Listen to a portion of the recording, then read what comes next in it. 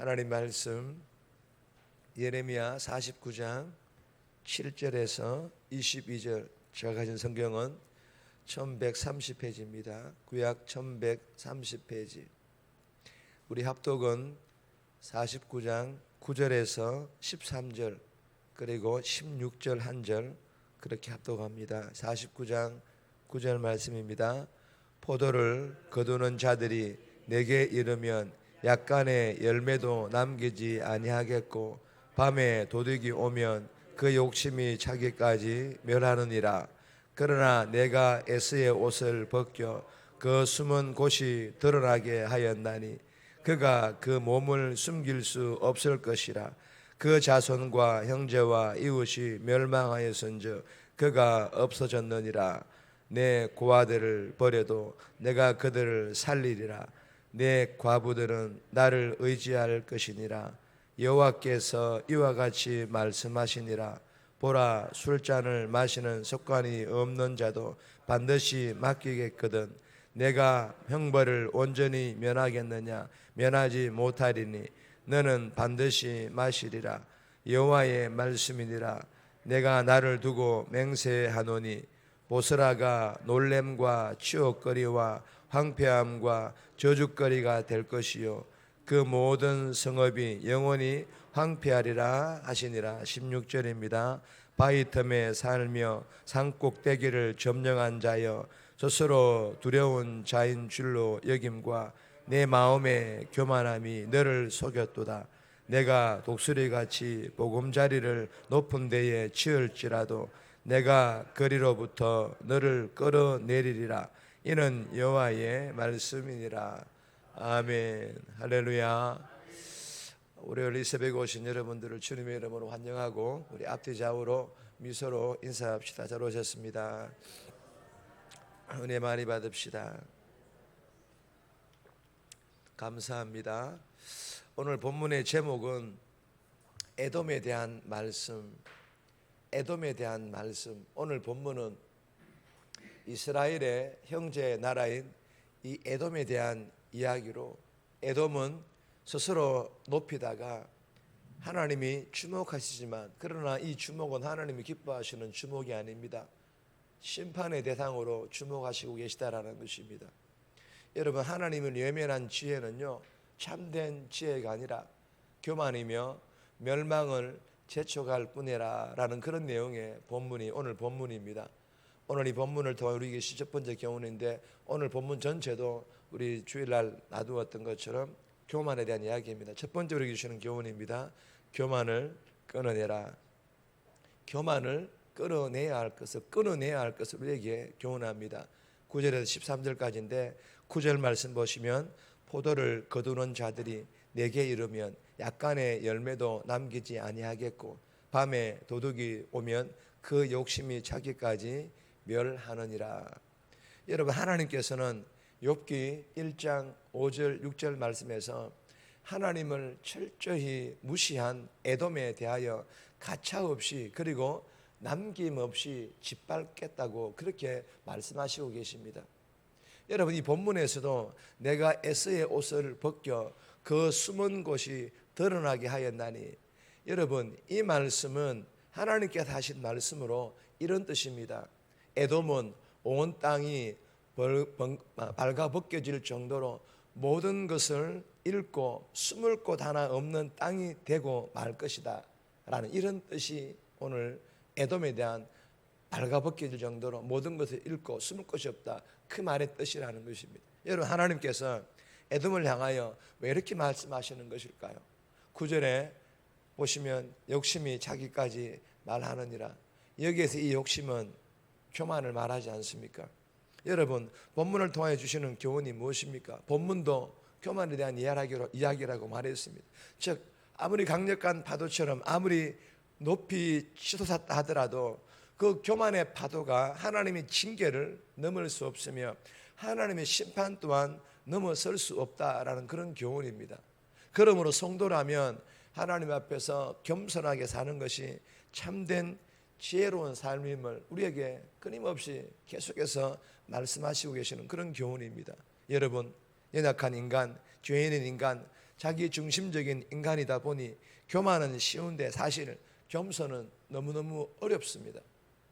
그러므로 성도라면 더더욱 이 새벽에 주신 이 교훈을 마음판에 잘 새겨서 오늘 하루도 내 몸에 배어있는 이 교만을 끊어내고자 영적 몸부림칠 수 있기를 주님의 이름으로 소망합니다.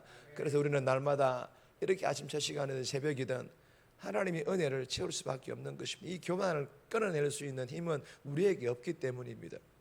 그리고 더불어서 우리가 겸손한 삶, 즉 지혜로운 삶을 살아가기를 위하여 날마다 영적 몸부림침으로 하나님 앞에 누군가 사람들 앞에서라도 겸손한 삶을 살아감으로 하나님께 영광 돌리는 그런 복된 삶 되시기를 주님의 이름으로 축복합니다. 두 번째 주시는 교훈입니다. 약자들의 하나님, 약자들의 하나님. 말씀 읽겠습니다. 11절 말씀인데 하나님께서 에돔은 철저하게 징계, 즉 심판하시면서도 에돔의 고아와 과부들은 돌보시겠다라고 말씀을 하십니다. 이 본문을 이 11절 말씀을 통해 주시는 교훈은요, 하나님께서 가난과 압제 속에서 신음하는 자들, 즉 약자들의 편에서 약자들을 보호하시고 지켜주시는 그런 긍휼의 하나님이시라는 것을 말씀하십니다. 성도인 우리들도 역시 세상적 직장에서 약자들이 있다면 그들을 위하여 기도하며 그들을 도울 수 있다면 도와줌으로 복음의 선한 영향력을 끼치는 그는 복된 삶 살아갈 수 있기를 주님의 이름으로 소망합니다. 세 번째 주시는 교훈입니다. 교만하면 천한 자로 끌어내림. 교만하면 하나님께서 천한 자로 끌어내리겠다라는 것입니다. 14절에서 18절까지 말씀인데 16절 말씀 보시면 바위 틈에 살며 산꼭대기를 점령한 자여 스스로 두려운 자인 줄로 여김과 내 마음의 교만이 너를 속였도다. 내가 독수리같이 보금자리를 높은 데에 지었을지라도 내가 그리로부터 너를 끌어내리리라. 이는 여호와의 말씀이니라. 여러분, 산꼭대기를 점령한 자여, 에돔이 산꼭대기와 같은 요새를 점령하여 그것을 소유했을지라도 하나님께서 이를 지켜주지 않으면, 아무리 높은 곳에 철동 같은 그런 요새일지라도 하나님께서 지켜주지 않으면 아무리 높은 벽을 쌓고 보초를 세우는 등 방어시설을 설치하더라도 무용지물, 그냥 돌담에 불과하다라는 것입니다. 그리고 에돔의 공포의 대상이 되리니 무슨 말씀입니까? 하나님의 심판이 대상이 되었다라는 것입니다. 여러분, 에돔이 하나님의 심판이 된 이상 이제는 더 이상 부러움의 대상이 아닙니다. 소돔과 고모라처럼 사람이 살 수 없는 땅, 적막과 공포의 대명사로 전락해버린 버림받은 그런 땅이 되어버렸다라는 그런 말씀입니다. 사랑하는 여러분, 본문을 통해 주시는 교훈은요, 스스로 크고 높아졌다고 착각하고 있는 이 교만한 에돔을 하나님께서 끌어당겨 가장 작고 천한 자로 만드시겠다라는 것입니다. 하나님의 징계이죠. 주신 교훈을 마음판에 잘 새겨서 스스로 높아졌다라고 착각하여 교만하면 언제든지 하나님을 드러내지 않고 자신을 드러내므로 영광을 받으셔야 될 하나님이 아닌 자신을 드러낼 수 있음을 알고 날마다 말씀 앞에 내 자신을 내려놓음으로 겸손할 수 있기를 주님의 이름으로 축복합니다. 네 번째 주시는 교훈입니다. 교만하면 하나님의 뜻을 알 수 없습니다. 교만하면 하나님의 뜻을 알 수 없습니다. 왜요? 자신을 드러내기 때문에 자신의 뜻은 알 수 있을지 몰라도 하나님 뜻은 알 수 없다라는 그런 교훈입니다. 19절에서 22절까지인데 말씀은 읽지 않겠습니다. 견고한 처소를 칠 것이라는 하나님의 이 말씀의 뜻은 먹잇감을 찾는 굶주린 사자처럼 달려들어서 교만한 에돔을 치시겠다라는 그런 뜻입니다. 여러분, 기억하셔야 합니다. 하나님께서 치시면요, 그 어떤 유능한 목자, 즉 통치자라도 당해낼 수 없다라는 것입니다. 하나님 심판 앞에 마주한 고통 소리는 진통하는 여인과 같아서 그 부르짖음이 홍해까지 울려 퍼질 것이라고 말씀을 하고 계십니다. 여러분, 교만하여 하나님의 뜻을 모르는 지혜는 영적으로 위험할 수 있다라는 이 교훈임을 알고 겸손함으로 하나님의 뜻을 잘 알아서 오늘 하루도 하나님의 뜻에 순종하는 그런 복된 삶 살아갈 수 있기를 주님의 이름으로 소망합니다.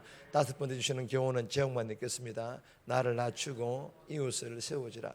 7절에서 8절 말씀까지인데 나를 낮추고 이웃을 세워주라. 나를 낮추고 누군가 다른 사람들을 좀 세워주다. 참 쉽지 않은 그런 교훈입니다. 개인적으로 꼭 묵상하시기를 바랍니다. 정리합니다. 내 자신이 성도임에도 연약한 죄인임을 알고 몸에 배어있는 이 교만을 끊어내고자, 그리고 겸손한 삶을 살아가고자 오늘도 삶에서 영적 몸부림치게 해달라고. 교만한 자는 천한 자로 끌어내리시며 교만은 하나님의 영광을 가로채는 것임을 깨닫게 해달라고 오늘 이 새벽에 기도하며 오늘 하루도 교만이 아닌 겸손한 삶 살아갈 수 있기를 주님의 이름으로 부탁드립니다.